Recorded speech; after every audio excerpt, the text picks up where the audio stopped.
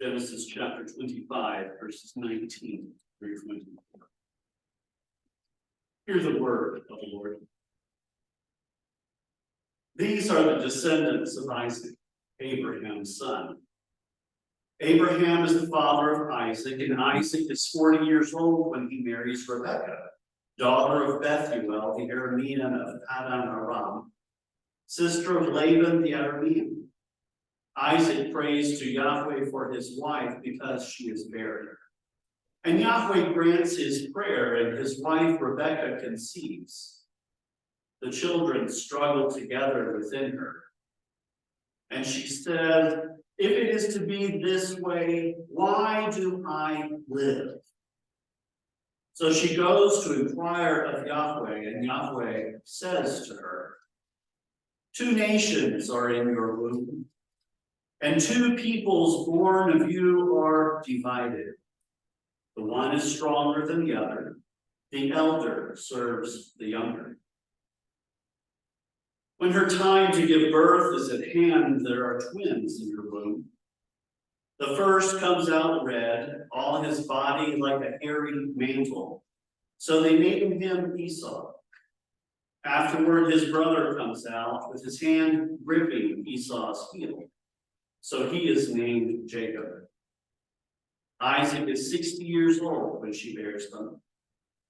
When the boys grow up, Esau is a skillful hunter, a man of the field, while Jacob is a quiet man living in tents. Isaac loves Esau because he is fond of game, but Rebekah loves Jacob. Once when Jacob is cooking the stew, Esau comes in from the field and he is famished.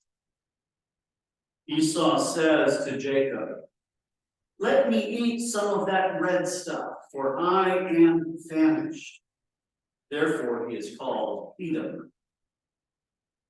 Jacob said, "First, sell me your birthright." Esau says, "I am about to die. Of what use is a birthright to me?" Jacob says, "Swear to me first." So he swears to him and sells his birthright to Jacob.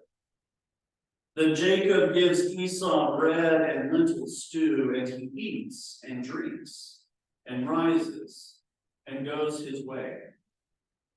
Thus Esau despises his birthright. Word of God for the people of God. Thanks be to God. It's always somewhat of a quandary which direction to take a passage like that. Some have asked the question, and you think your family is dysfunctional? There's a whole lot of things that we could deal with here.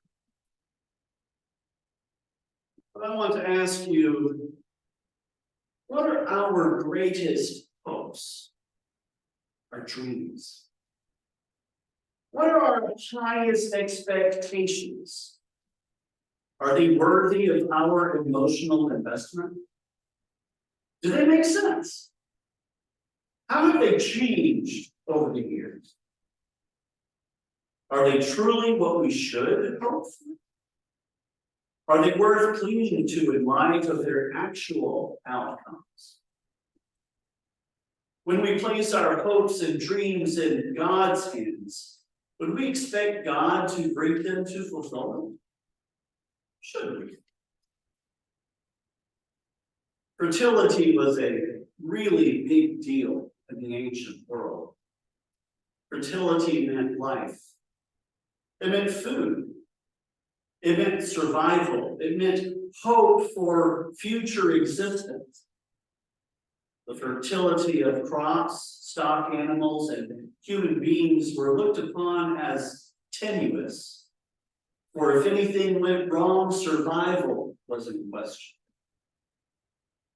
In a subsistence economy, a bad crop year or a bad breeding year put lives in real danger.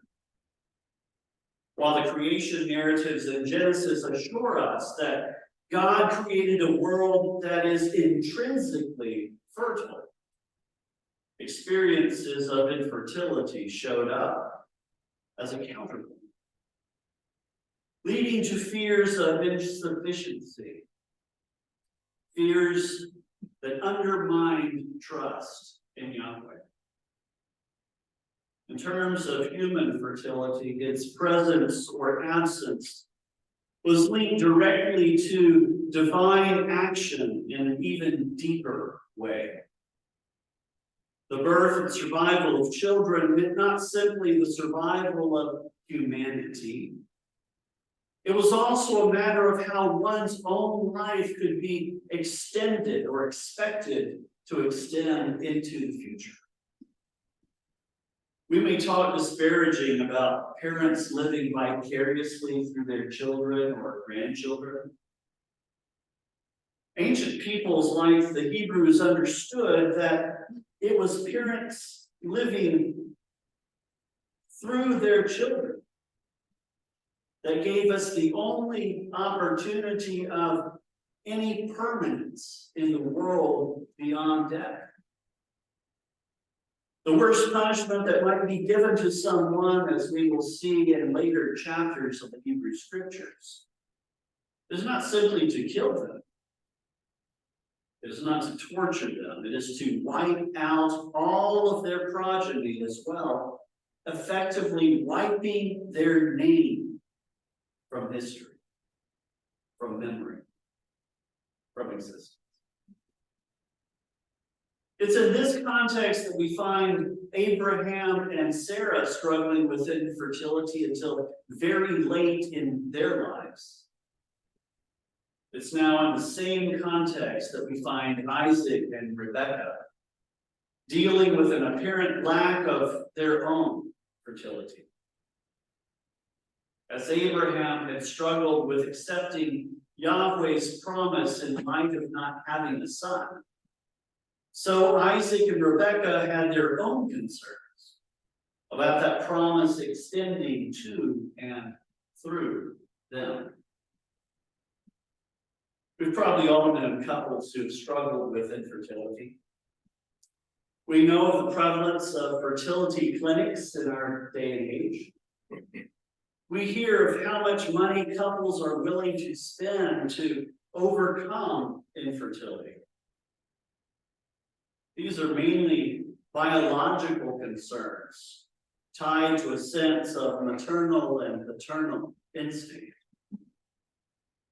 There are also responses to social pressures to validate our worth through the bearing and rearing of children. As much as fertility may be a real human concern in our society, for Isaac and Rebekah, it was even more troubling in regard to their continued existence.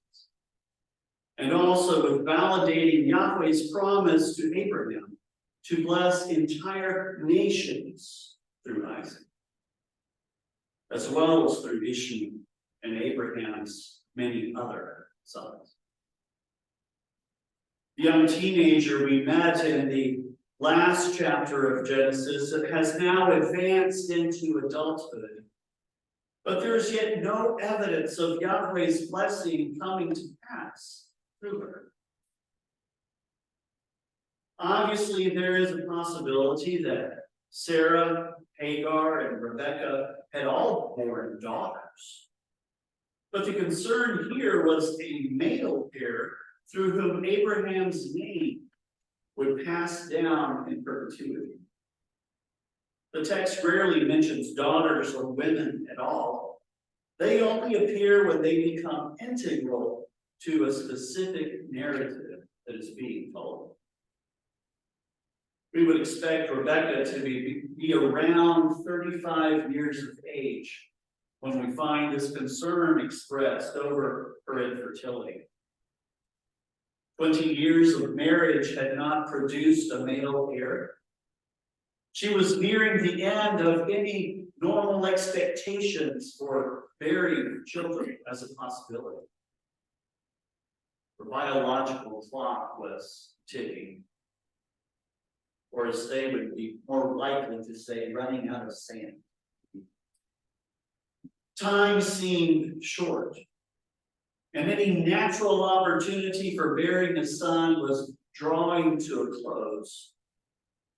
Isaac cried out to Yahweh over Rebekah's infertility. Yahweh answered, and she conceived. Along the course of this pregnancy, however, Rebekah found herself more than uncomfortable. It was a difficult pregnancy. It was a difficult enough pregnancy to cause her to question whether becoming pregnant had been a worthwhile goal to start with. Would her death not have been more bearable and acceptable than the strain she was under as new life forming within her womb fought with her own body? Yahweh had granted Isaac's request, and yet the path they had originally rejoiced over had taken a very difficult turn. Her dream of conception had become a nightmare. In the midst of this despair, we find her approaching Yahweh, seeking grace, seeking comfort, or some intervening resolution to her plight. As with Isaac's plea, Yahweh responds. This time, however, it is by explaining something of what was currently happening as well as what this portended for the future. Within this answer comes word that her infertility has been overcome in an unexpected way, with a double blessing of twins. These sons were to father two separate nations, much like Yahweh's promise regarding her son, her husband, Isaac, and his half-brother Ishmael. There would, however, be more to this story of overcoming her infertility than anything she might have anticipated. The sons developing within her would not simply be born in fulfillment of Yahweh's promise to Abraham.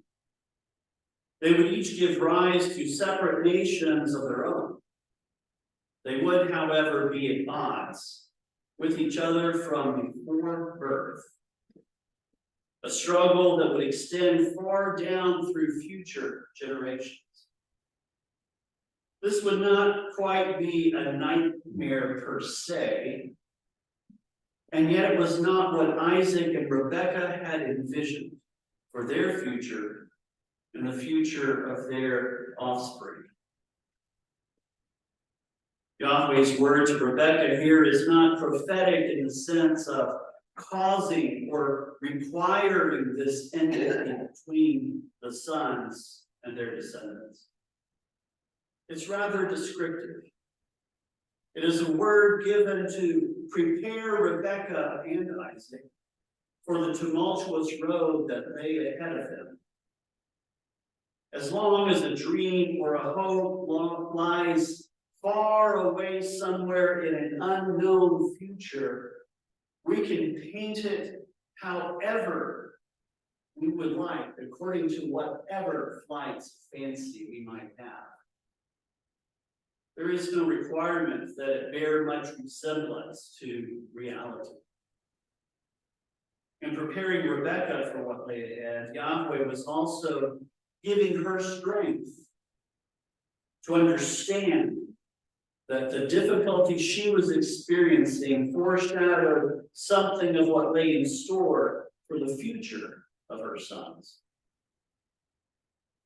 Rebekah and Isaac might have taken steps to ameliorate the situation. They might have sought to intervene and squelch the conflict between their sons. They might have used Yahweh's word as a warning, as the warning that it was. They could have taken care to encourage the two to put aside their differences. After all, prophecy is generally given as a warning of what will happen if things remain on their course. As far as we know, however, it would appear that Rebekah and Isaac took no such steps to redirect that of their sons. Instead, they played favorites between them, seemingly from the start, causing a greater rift, would you say? They settled for Yahweh's overcoming their immediate problem of infertility. They were content to revel in Yahweh's bountiful blessing of twins to overcome Rebekah's infertility. We have no indication that they considered much of anything beyond the scope of their realized dream. The sons grew up at odds with one another, even as Yahweh had warned. The parents' own conflicts fanned the flames higher as they played favorites among their sons and grew to be at odds with one another. Having a child or children is a great and wonderful thing. It is also an awesome responsibility. If we ignore the responsibilities that come along with our dreams, how can they not become naive?